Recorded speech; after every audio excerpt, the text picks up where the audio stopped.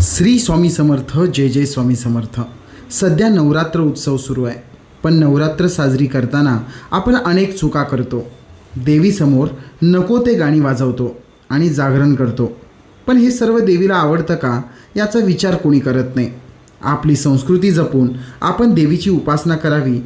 9 दिवस 9 रंगाचे वस्त्र परिधान करण्यापेक्षा देवीची 9 दिवस उपासना कसे करावे याबद्दल श्री मोहनदादा सावंत यांनी स्वामी भक्तांना खूप छान संदेश दिला आहे.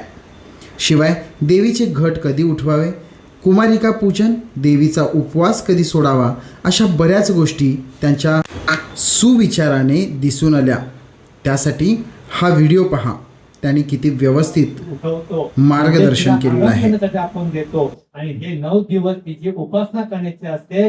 9 दिवस तिचं नामजप करायचं असतं, तिला घटी बसवायचं असतं. आपण 9 दिवस त्या देवी समोर नको ते नृत्य करून आपण 9 दिवस त्या 9 आता काय वेगवेगळ्या त्या देवीला आपण 9 दिवस रात्रीची मांबळ असते म्हणून 9 दिवस तिला आपण वेगवेगळ्या प्रकारचे साड्या नेसवायचे असतात. पण आपला भाग वेगळा घेतला गेलेला आहे. आपण 9 दिवस आपण वस्त्रप्रयण वेगवेगळे करतो देवीला घातल्यासारखे. आणि आता महिला तर झाल्या, पुरुष पण झाले, आता मुलंही तेच प्रकार करायला लागलेले आहेत. 9 दिवसाचे नवीन नवीन साड्या नेसण्यापेक्षा 9 दिवस त्या देवीची उपासना करणं महत्वाचं आहे. त्या देवीला उपासना आवडते म्हणजेच काय करायचं की दुर्गा सप्तशतीचं आपल्या दिलेल्या जे 13 अध्याय आहे, हे 13 अध्यायाचं रोज एक पठण करून 10व्या दिवशी तिची समाप्ती करून तिची पूर्णाची नैवेद्य आपण आरती करायची असते.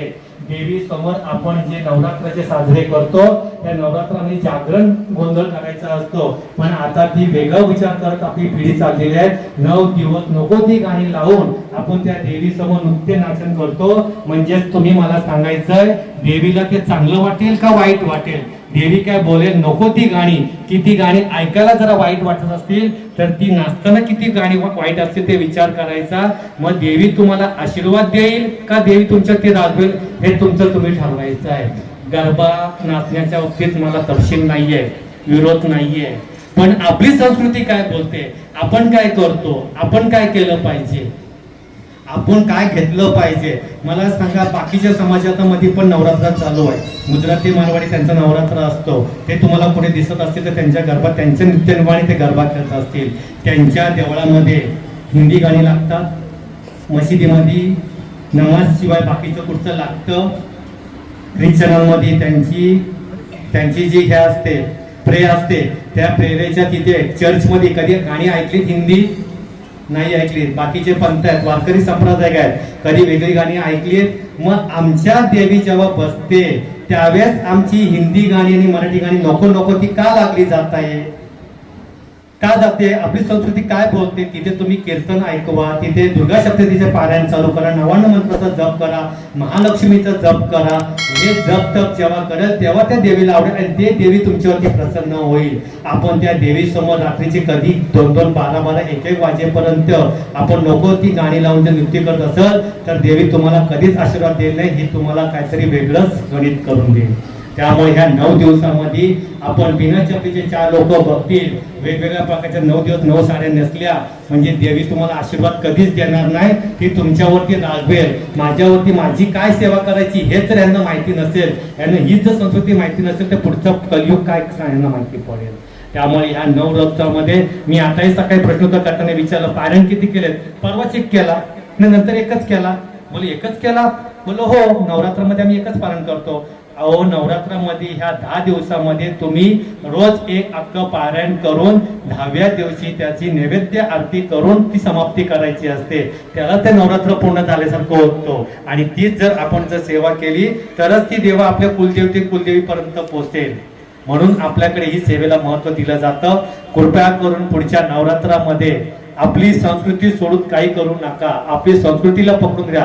आपली संस्कृती सेवा आणि शिस्त ही जेव्हा सेवा जर पकडेल ना तरच हे कलियुगात होईल. आणि ह्या नृत्याने गरब्याच्याने आपला मुलगा मुलगी रात्री 12-1 वाजेपर्यंत काय करतो काय नाही करत. आपल्या माता भगिनी माझ्या बहिणीसारख्या नको त्या गोष्टी ह्या छोट्या छोट्या गोष्टींवरती काय होतंय ते विचार करा. आता बोलण्याची गोष्ट नाही आहे. आपण बघितलं ह्या गेल्या महिन्यात काय घडलंय ते. ह्या गोष्टीला कारणीभूत आपली संस्कृती बिघडत चाललेली आहे.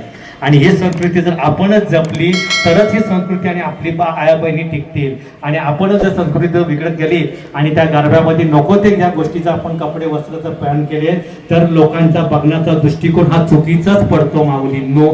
त्यामुळे मला एक कळकळीची विनंती आहे तरुण मंडळीला, तरुणींना आणि इथल्या माझ्या माता भगिनी आहेत यांना हीच विनंती आहे की माझी मुलगी, माझा मुलगा हा वया मार्गाला नको जाऊ दे.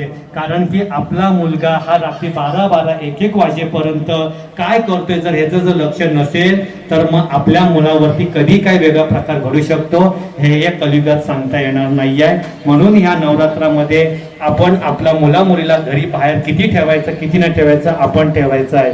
आणि ह्या नवरात्रामध्ये आपण आपल्या भगवती आईची सेवा करायची आहे. कारण की आपल्याला मूळ ठिकाणी जाता येत नाही म्हणून आपले 3.5 पीठ आहे. एक महालक्ष्मी, एक तुळजापूरची तुळजाभवानी, रेणुका माता आणि अर्धा पीठ सप्तशृंगी आहे. असे हे महाराष्ट्रामध्ये 3.5 पीठ आहेत आणि आपल्या भारतामध्ये 51 पीठ आहेत देवीचे. म्हणजे त्या कलेचे 51 तुकडे केले गेलेले आहेत. माहिती आहेत ना कलेचे म्हणजे कला म्हणजे कोण माहिती ना, कले म्हणजे पार्वती आई.